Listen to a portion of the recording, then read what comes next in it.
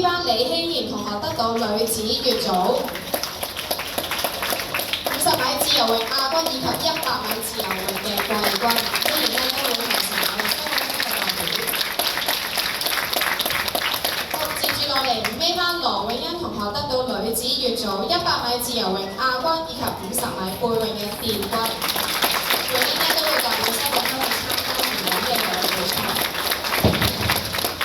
好，跟住就係女子乙組咧，我哋有幾位同學都得到團體獎，包括4B 朱子希、5A 林思培、5A 羅永欣、5B 李希賢以及5F 李天月同學得到女子乙組接力賽嘅季軍以及團體季軍。